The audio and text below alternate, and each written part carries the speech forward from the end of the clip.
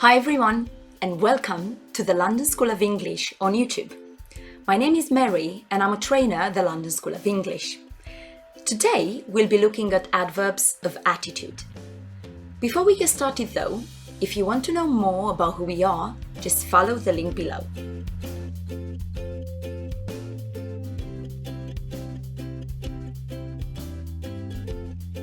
Okay, adverbs of attitude.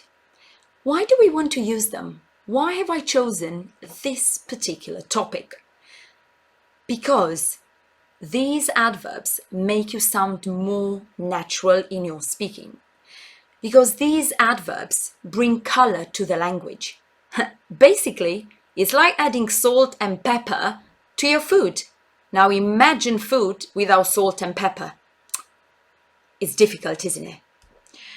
Also, because as a speaker, I want to let people know how I feel about a particular situation. Equally, the listener has a clearer idea about how the speaker might be feeling about a particular situation. Before we look at some examples, just a few things about these adverbs. In terms of their position in the sentence, as you can see from these examples, they tend to be quite flexible. They go at the beginning, the middle, or the end of the sentence. However, the most common way to use them is at the beginning of the sentence. Another thing to note about these adverbs is that they usually refer to the whole sentence rather than just to a particular word or phrase. Now, if they do refer to one particular word, they function as adverbs of manner. It's those adverbs that describe how we do something. Let's look at some examples. Clearly, you should tell me the truth. In this particular case, clearly is an adverb of attitude. It refers to the whole sentence. You should tell him the truth. In the second example, she explained everything very clearly. The adverb clearly is an adverb of manner. It only refers to the verb explain. So she explained everything in a way that was very easy to understand. And the last thing, meaning. If some adverbs might seem a bit difficult, just take away the ly and focus on the main word. Another tip would be to think of a synonym. Clearly. Take away ly and you're left with clear. It's clear. It's obvious that something is the way it is. Okay, so let's look at some examples. I want to start with fortunately and unfortunately. Unfortunately, London is still under lockdown, so we can't go out and enjoy the city.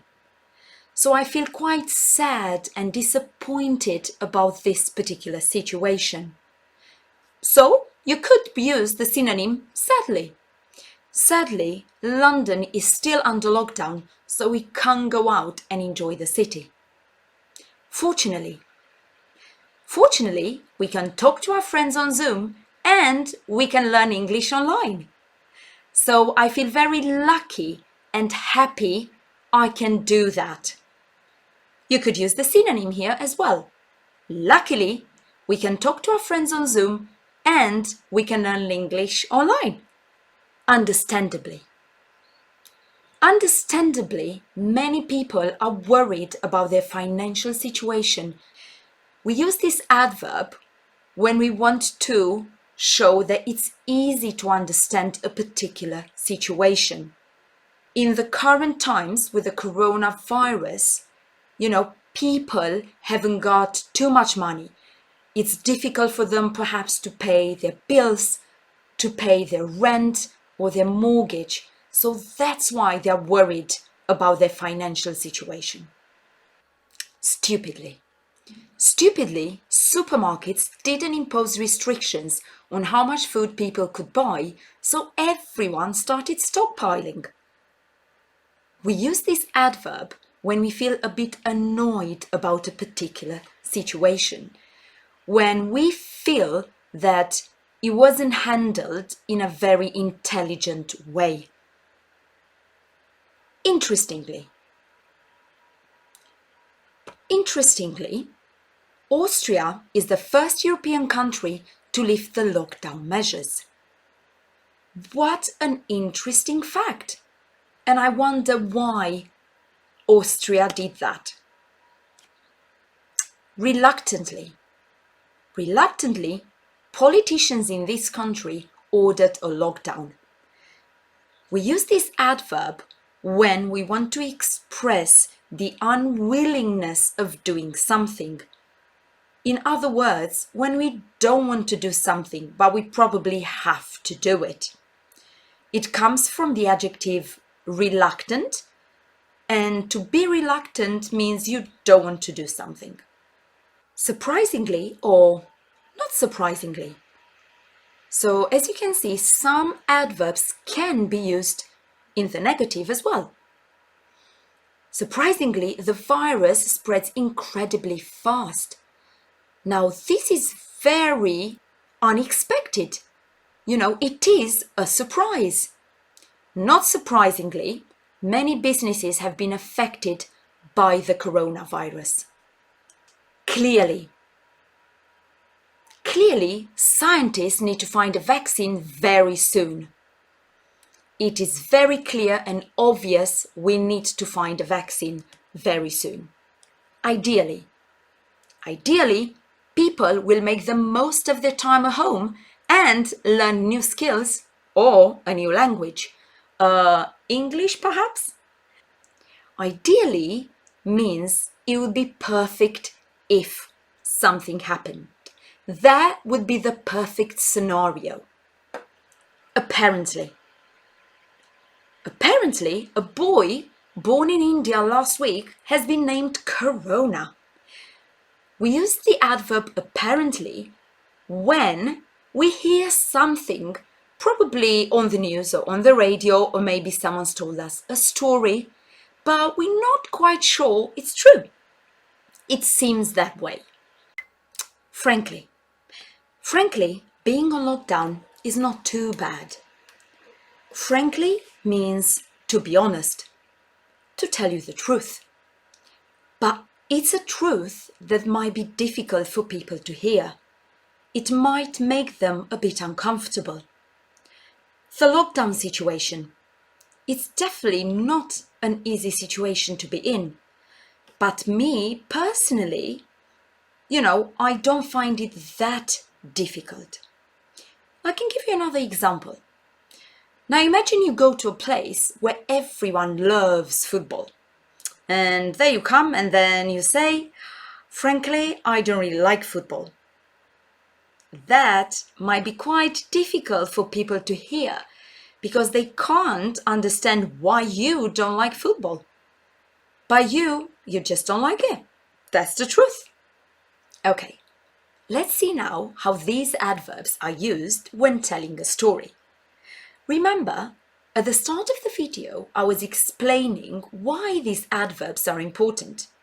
They're important because they bring color to the language, because they make you sound more natural, but also they make your stories much more interesting. So let's see.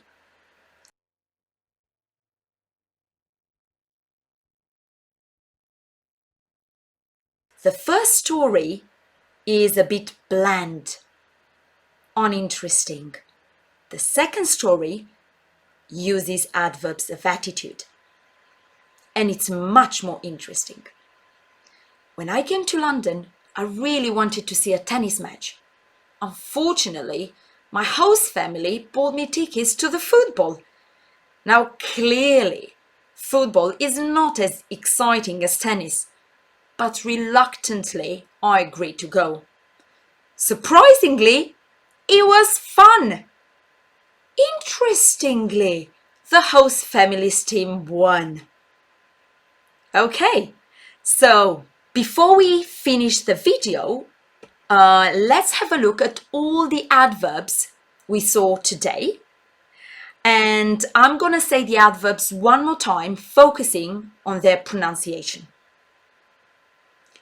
Frankly, apparently, ideally, clearly, surprisingly, not surprisingly, reluctantly, interestingly, stupidly, understandably, fortunately or luckily, unfortunately or sadly.